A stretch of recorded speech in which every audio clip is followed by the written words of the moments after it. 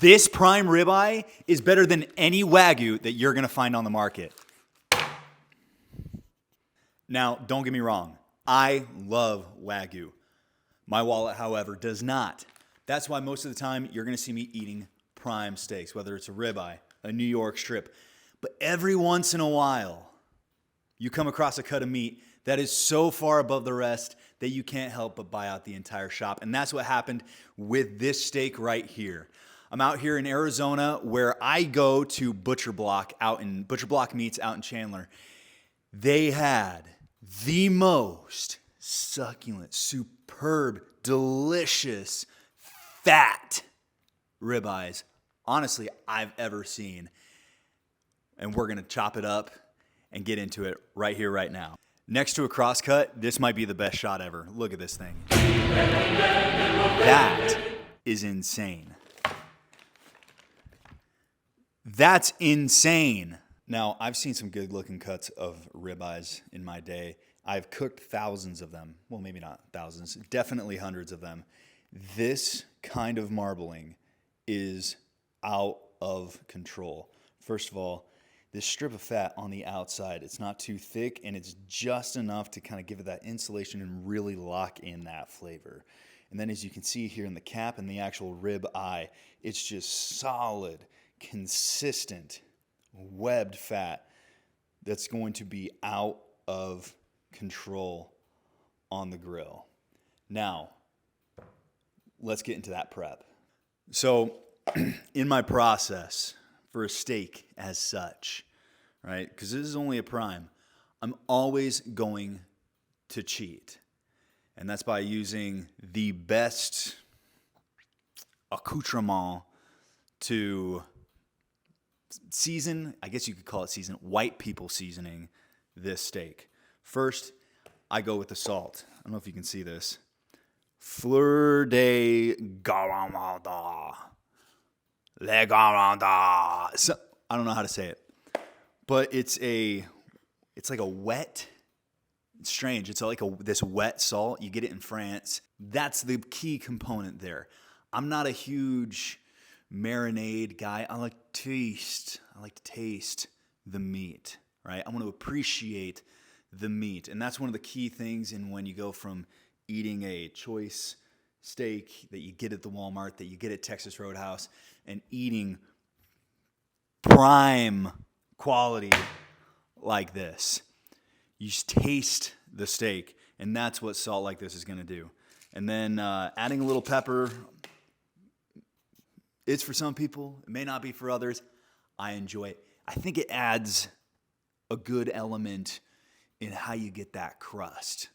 But this is the secret weapon right here. This will take the worst steak to being not as bad. Is this South Chicago Packing Wagyu beef tallow. I don't know how many cans of this I've gone through. I also have a big tub, or had a big tub of it. It's gone because I cook with it so much. If you follow RFK or some of these other carnivore guys, gurus, whatever you want to call it, they will live and die by cooking in beef tallow. It's a huge diet trend. It's a huge health trend. You look back at McDonald's back in the 50s and 60s, they used to cook their French fries with beef tallow. And that's why you could eat French fries and only get a little bit fat and not monstrous as we see people waddling around like today. This is the secret sauce. Literally, your fat content is what's going to dictate the flavor of the meat. So I'm going to cheat and add in Wagyu fat content so it tastes Wagyu. A little Wagyu kung fu, if you will. I start by bringing it out and letting it come to about 60 degrees ambient in the room that you're cooking it. In the kitchen, outside, outdoors, whatever. You want it to be about 60 degrees when you start applying these things. Now, first, when it comes to the actual prep work on the meat, we're going to start with this salt right here. Salt. You can see it's kind of, I like a thicker grain, not like the iodized salt. If you use that, you can. This is the stuff right here. We're gonna take about like a generous pinch and Salt Bae it on there.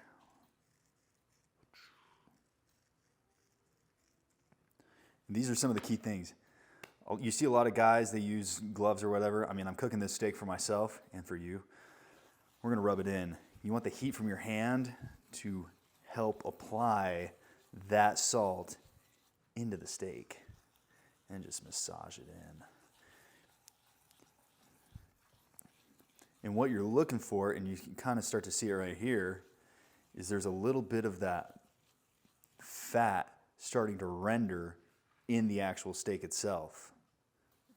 That's what you want to see. That's how you know it's at the right temperature. That's how you know that salt's getting in there, and that's how you know, really, it's just an excellent piece of beef.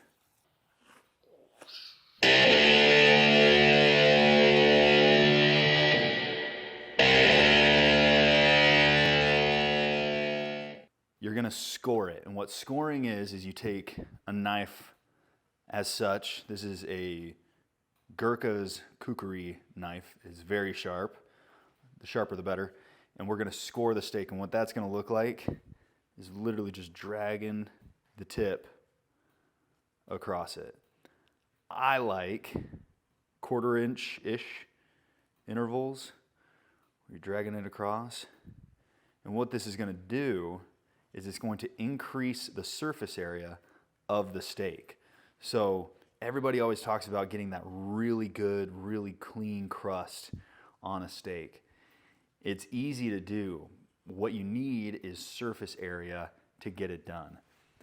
It opens it up. It also allows for the steak to cook more concentrically all the way through the meat.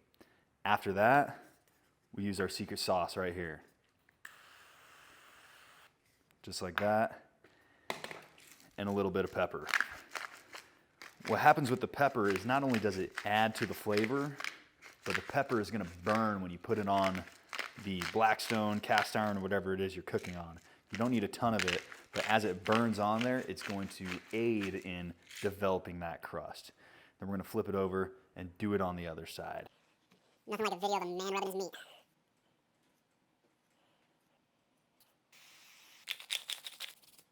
Now, when it comes to actual execution, I'm using one of two things. I'm using a Blackstone or I'm using a cast iron skillet. Just because my wife doesn't necessarily like how the cast iron will smoke up the house, we're going with the Blackstone outside. And of course, using the secret weapon, this Wagyu tallow. I'm telling you, this is gonna change the way you cook everything. But Wagyu tallow on that skillet, on that Blackstone, I usually keep it about that 40% mark, 35, 40%. You don't want to get it too hot. More time is better than too much heat.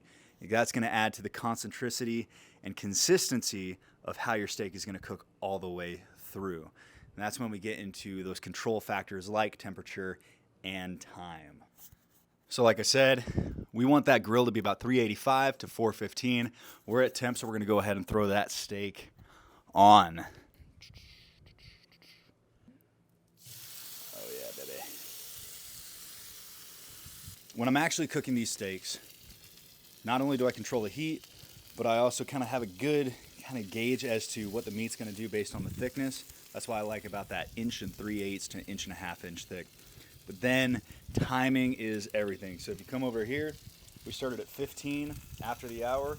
So 5 minutes, we're going to flip that first side.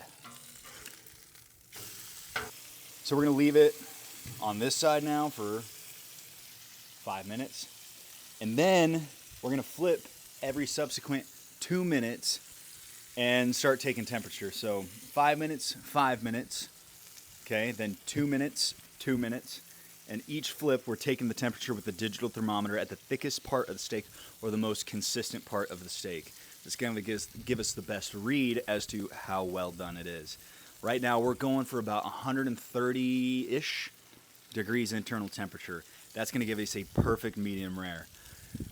So we're going to leave it on here for another 5.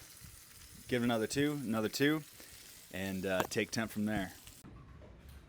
All right, so our steak is in off of the grill. What we ended up going with was 5 minutes, 5 minutes.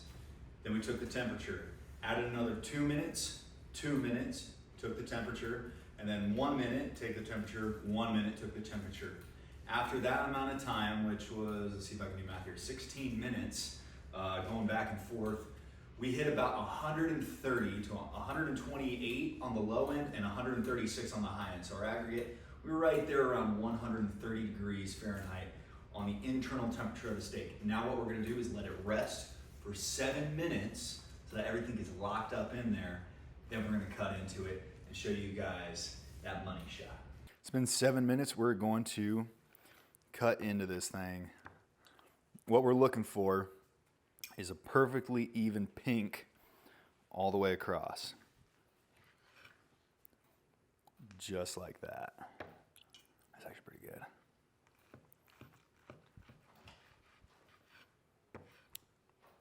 Oh my gosh, that's actually amazing.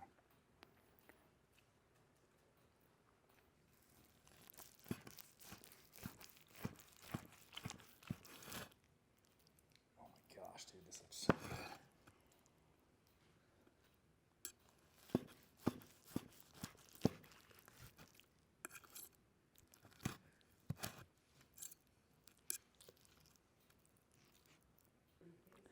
This right here is what you want. You want concentric pink all the way through with good crust. You see how that surface area opened up, right? And what you're not gonna notice is a gray ring around the edge. That gray ring happens for one of two reasons. One, either your steak is way too cold on the internal temp, or your temperature is too high when you put it on the grill. You want this consistent pink all the way through.